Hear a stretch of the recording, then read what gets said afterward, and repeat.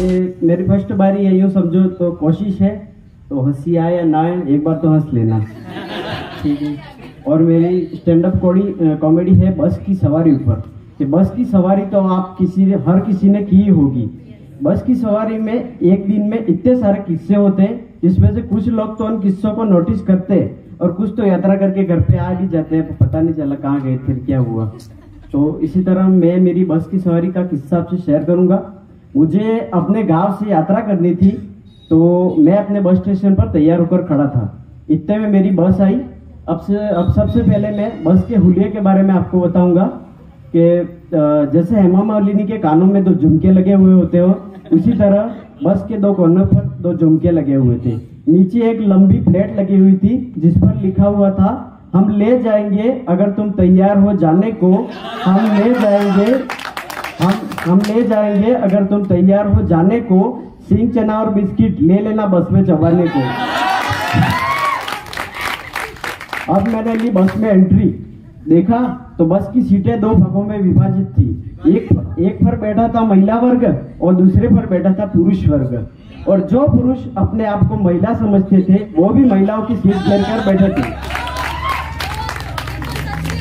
और ladies first के नाम पर फर्स्ट वाली सीट पे एक चाचा जी बैठे थे, जिनको एसिडिटी की समस्या थी और वो बार बार लोगों को अपने एसिडिटी की प्रतिक्रिया दे रहे थे। अब जैसे चुनाव की सभी सीटें आरक्षित होती है, उसी तरह बस की सभी सीटें आरक्षित थी। तो मैं निर्दलीय अकेला कोने में बस का स्टैंड पकड़कर खड़ा रह गया। अब बस की सीटी बजी तो बस चलने लगी। अब आप देखना, बस हो या सरकारी बस, अगर झटके ना दे तो वो बस नहीं। उसी तरह मैं भी खड़ा था स्टैंड पकड़कर ऐसे, तो इससे मैं बस झटके दे रही थी। जैसे जैसे बस झटके दे रही थी, मेरे सुबह चाय के साथ खाए हुए पार्ले जी बिस्किट पच रहे थे। जैसे जैसे बस झटके दे रही थी, मेरे पार्ले जी बिस्किट पच रहे थे। इसी तरह अब आप देखोगे, कभी आप बस में खड़े हो तो आपकी नजर वहां पे लगे हुए विज्ञापनों पर ज्यादा पड़ती है। इसी तरह मेरे दाई तरफ एक विज्ञापन लगा हुआ था जिस पर लिखा हुआ था, बालों का झड़ना, बालों का गिरना और बालों का सफेद होना सभी का अचूक इलाज। और नीचे लिखा हुआ था, स्थानीय पता, रमेश बाल कटिंग की दुकान के पीछे, नीली छतरी के नीचे, बाबा बाल भद्र। और उसके भी नीचे वो लिखा हुआ था कि अगर बालों का अचूक इलाज न हो तो मैं अपने बाल अर्पित कर दूंगा। अब वास्तव में आपको बताऊं, इस विज्ञापन पर बाबा बाल भद्र की फोटो भी थी। मैंने गिने तो 4 ही बाल थे। अब उसमें अर्पित करने को क्या रखा है, वो भी डिमांड कर रहे थे कि हमको यहाँ से स्वतंत्र कर दो। और फिर दाई तरफ एक और विज्ञापन था जिसपे नजर पड़ी, जिसपे 3 बार लिखा था, अच्छी खबर, अच्छी खबर, अच्छी खबर। मैंने सोचा क्या अच्छी खबर है, तो लिखा हुआ था, साबुन की फैक्ट्री में लड़कों की आवश्यकता। फिर नीचे लिखा हुआ था, योग्यता 12वीं पास, और कोष्टक में लिखा हुआ था, कॉलेज हो चुकी है तो भी चलेगा। फिर मुझे मेरी बेरोजगारी का एहसास हुआ और मेरी आंखें भर आई। इसी तरह मेरा सफर चल रहा था। फिर थोड़ी देर हुई, इतने में चिप्स की थैलियां, पकौड़ी की पुड़िया और मिरिंडा की बोतल फर्स्ट से लेके खुलने लगी। जैसे विज्ञान मेले में विद्यार्थी अपने मॉडल की प्रदर्शनी करते हैं, उसी तरह सवारियों ने अपने पकवानों की प्रदर्शनी करनी चालू कर दी। कोई कचौरी लाया था, कोई समोसे लाया था, कोई पकौड़ी लाया था। इस प्रकार सब एक दूसरे को बांटने लगे। और मैं भी अपनी नाक की शक्ति से उन पकवानों की सुगंध ले रहा था और नाक की शक्ति से पकवानों का दिशा ज्ञान कर रहा था। हाँ, बाई तरफ की चौथी सीट से समोसे की खुशबू आ रही है, दाई तरफ की दूसरी सीट से पकौड़ी की खुशबू आ रही है, पीछे से कचौरी की खुशबू आ रही है। इसी तरह और आप देखना कि अक्सर लोग पकवान लेकर आते हैं अपने साथ, तो उनमें क्या बांटने की भावना ज्यादा होती है कि को कचौरी वाला पकौड़ी वाले को कचौरी देगा, पकौड़ी वाला कचौरी वाले को। और बांटने में मीडियम इन्होंने मुझे बनाया था, क्योंकि मैं बीच में खड़ा था। क्या आंटी जी कह रही है, बेटा कचौरी अंकल जी को दे देना। मैं यहाँ से लेकर अंकल जी को कचौरी दे रहा हूँ, यहाँ की पकौड़ियाँ वहाँ कर रहा हूँ। फिर थोड़ी देर में कचौरियाँ, पकौड़ियाँ, कांदे, मिर्चियाँ सब यहाँ वहाँ होने लगे। अब इतना सारा बांटा, पर मुझे किसी ने ये नहीं पूछा, बेटा ले थोड़ा खा ले। चलो ठीक है, फिर मेरा सफर चलता रहा ऐसे ही। अब क्या हुआ, एक छोटा सा स्टैंड आता है जहां पर पुरानी सवारियां उतरती है और नई सवारियां चढ़ती है। तो इसी तरह जैसे ही पुरानी सवारियां खड़ी हुई, मुझे मेरे लिए खाली सीट नजर आई।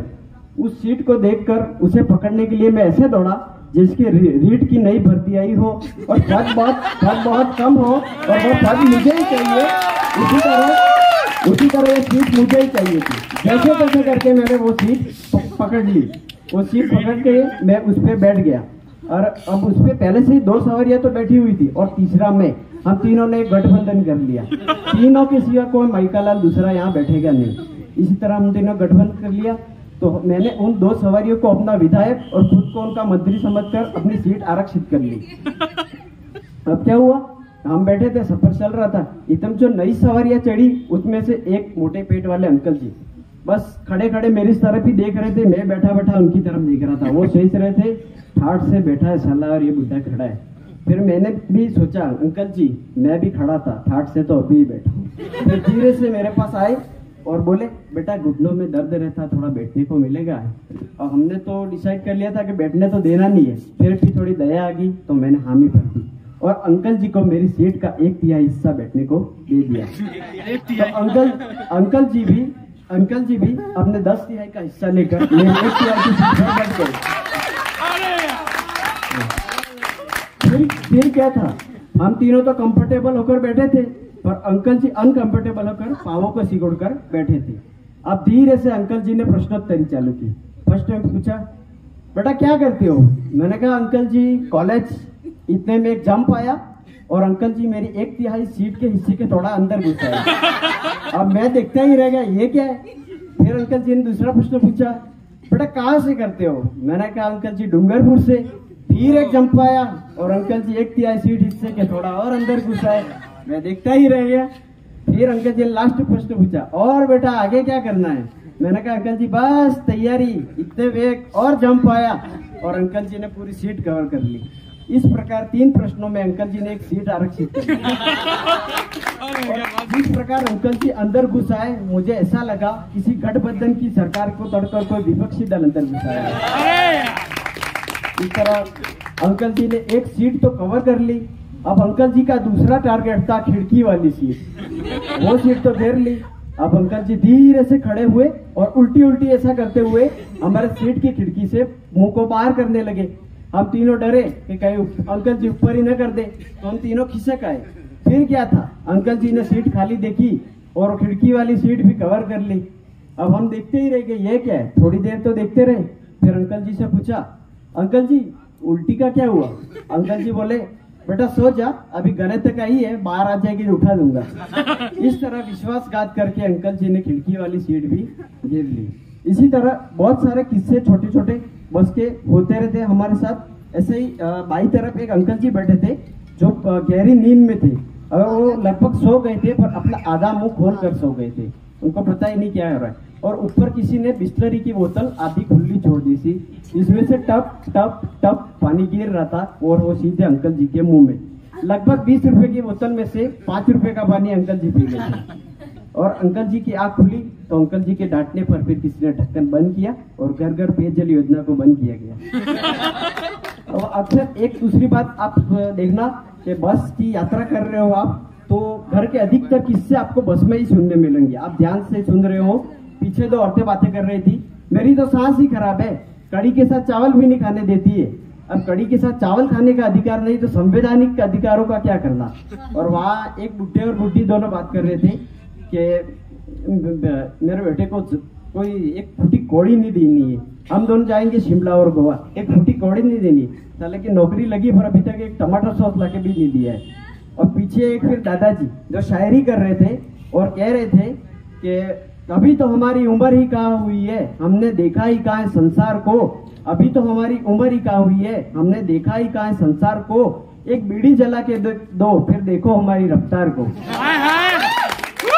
इस तरह बस का पूरा माहौल चल रहा था। अब एक बस स्टॉप आता है जहाँ बस चाय पानी के लिए 15 से 20 मिनट के लिए रुकती है। अब देखता जहाँ पे बस रुकती है वहां पे आपको वो लोग मिलेंगे। कौन से, भैया सीट खाली है, रुमाल रख दोगे क्या, भैया सीट खाली है, पर्स रख दोगे। यानी कि एक रुमाल से सार्वजनिक सीट को वो निजी घोषित कर देते हैं। वो पता नहीं। हाँ, हम 3-3 घंटे खड़े रहते हैं एक टिकट के लिए और थोड़ी देर में जैसे यार रमेश ने सीट रखा तो उस सीट की रजिस्ट्री रमेश के नाम पे हो जाती है।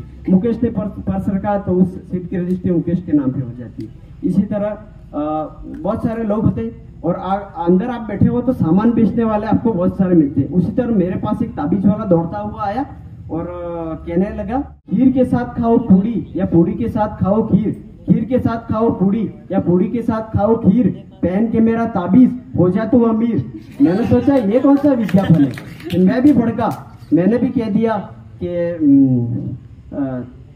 लगा के तेरे सीने पे चला दूं, तेरे सीने पे लगा के धनुष पे तीर, चला दूं तेरे सीने पे लगा के धनुष पे तीर, पहन के तेरा ताबीज जा तू ही हो जा अमीर।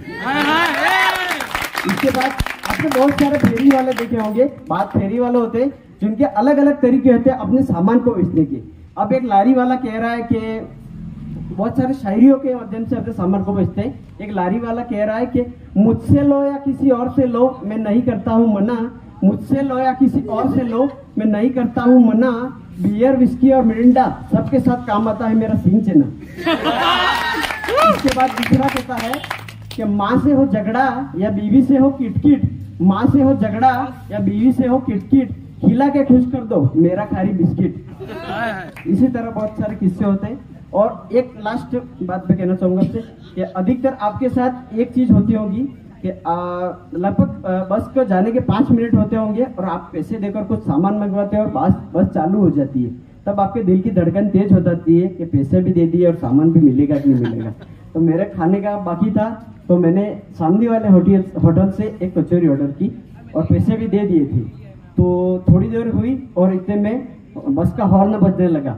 जैसे ही बस का हॉर्न बजने लगा मेरी धड़कन तेज हो गई, पैसे दे दिए, सामान भी आया नहीं और होटल वाला भी मजे ले रहा था, चटनी भी धीरे धीरे डाल रहा था और मेरे सामने देख रहा था अब क्या करेगा।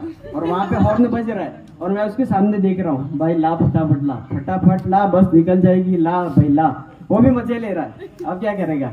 इसके बाद धीरे धीरे बस चालू हुई, मेरी धड़कन बंद, बस चालू हुई, मेरी धड़कन बंद। इसी तरह फिर बस आगे बढ़ने लगी।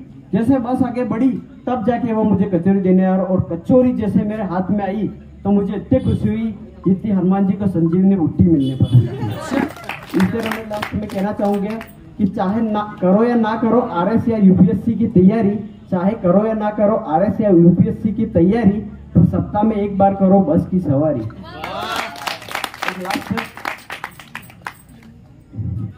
बियर पे विस्की और विस्की पे सोडा भारी, बियर पे विस्की और विस्की पे सोडा भारी, सप्ताह में एक बार करो बस की सवारी। धन्यवाद।